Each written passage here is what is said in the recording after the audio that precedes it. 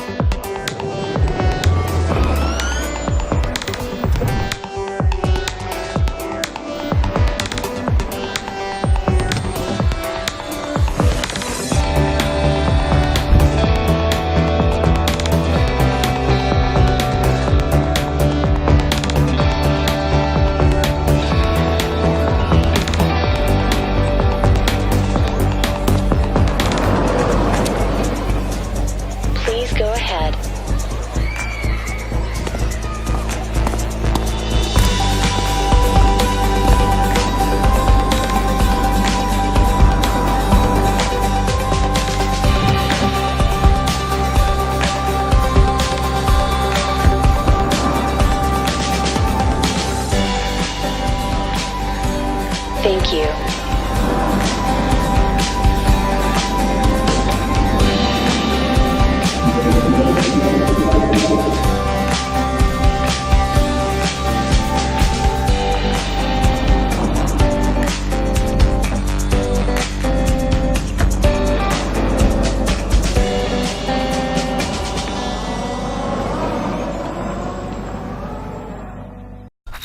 Number 2.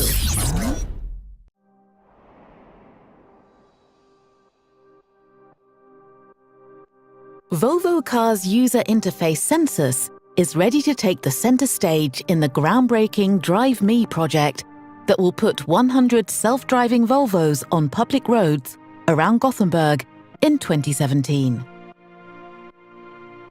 The interface is designed to be intuitive and easy to use.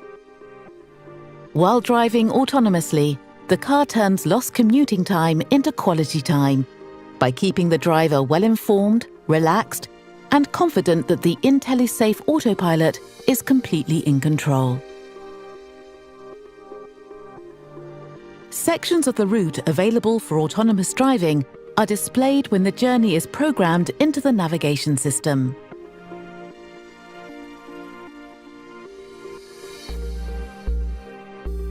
When entering the road approved for autonomous driving, the car signals that the autopilot is available. Lights on the steering wheel paddles start flashing.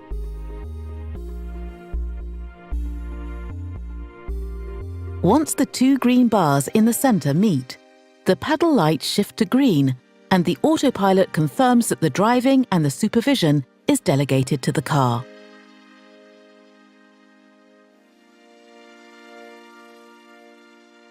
The remaining driving time in autonomous mode is counted down in the center of the right dial, keeping you informed about how much free time you have left. Functions not available during active driving are now available to use. The autopilot monitors a complete 360-degree view of the surroundings and tells the driver about what's happening in the traffic environment, such as a smooth overtaking of a slower vehicle. When autonomous driving is no longer available, The driver is requested to take back the control and continue the journey. A countdown is displayed. If the driver, for any reason, doesn't use the pedals to regain control, the car will bring itself to a safe stop.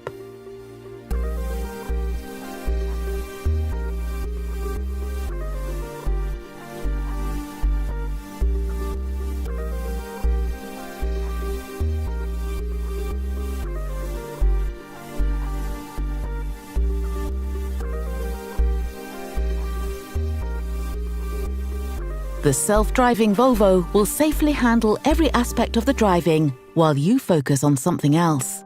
But anytime you want confirmation that IntelliSafe Autopilot is on top of its game, the information is always right there, right in front of you. Number 3. Introducing Software Series 7. Start your morning with Summon. While you get ready, summon your Tesla from your Tesla app, automatically opening the garage, pulling out, and closing the garage for you. Combining a newly streamlined interface with the enhanced control and versatility of your daily commute. Over-the-air updates continually improve and add new features to Autopilot. Autopilot removes the stress from your commute. Designed for highway use, Autopilot assists you with the routines of daily driving, whether you're cruising or crawling. To the left and right of the speedometer, find the icons for traffic-aware cruise control and auto steer. These appear as gray when available and blue when active. Use the cruise stalk to engage traffic-aware cruise control. Pull it toward you once to engage smart speed and twice to activate auto steer as well. Keeping your hands on the wheel, ease back as traffic-aware cruise control maintains your cruising speed, dynamically adjusting in response to other vehicles. Auto steer will keep to the curve of the road, sensing both the lane boundaries and the surrounding traffic. If you wish to change lanes, check for space and signal as usual. This triggers auto lane change, which will merge you safely into the desired lane. To disengage Autopilot, push the button on the outside of the cruise stalk, push the stalk forward, or press the brake. Auto steer can be deactivated without affecting traffic-aware cruise control by turning the wheel a few degrees. Please remember that these features are meant only for highway use. Keep your hands on the wheel at all times and stay alert. Auto Park completes the suite of Autopilot features. As you drive past an open spot, pull about one car length ahead and come to a complete stop. Model S will scan the space and display a P on your instrument cluster. Signal and shift to reverse. Press Start and Auto Park will initiate, guiding you perfectly into position.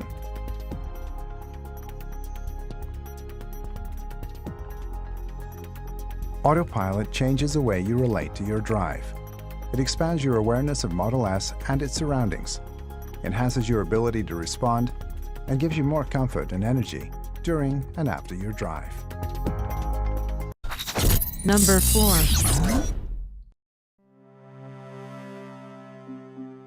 For a vehicle to drive itself, it needs to know where it is in the world, and it also needs to know what's around it.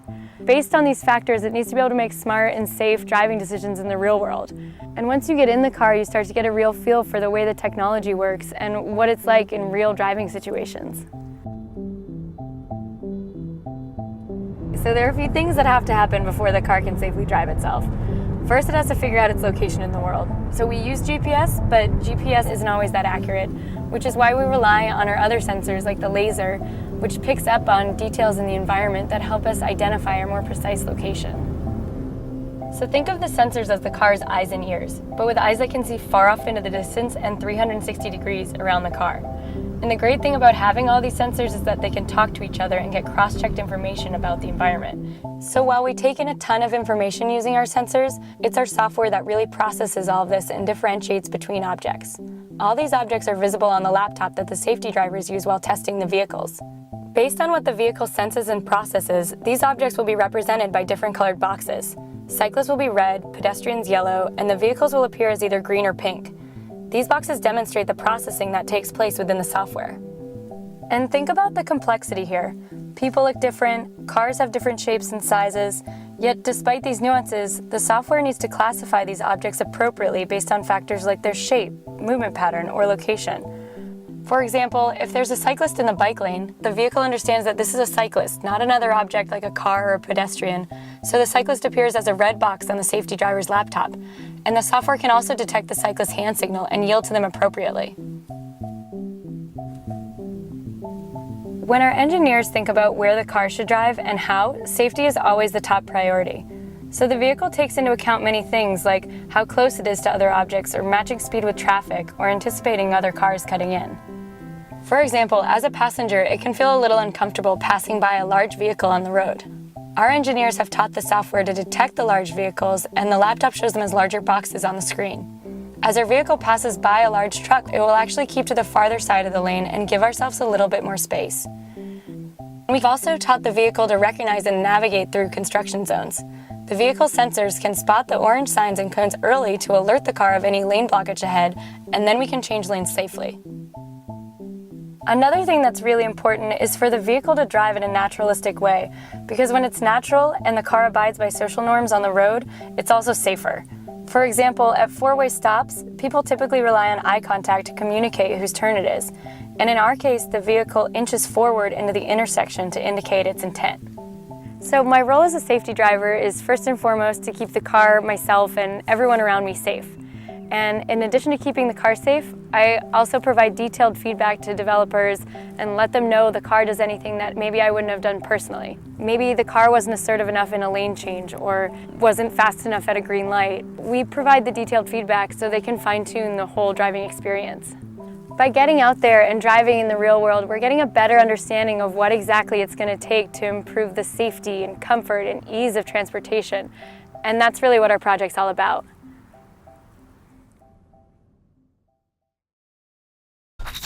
Number 5.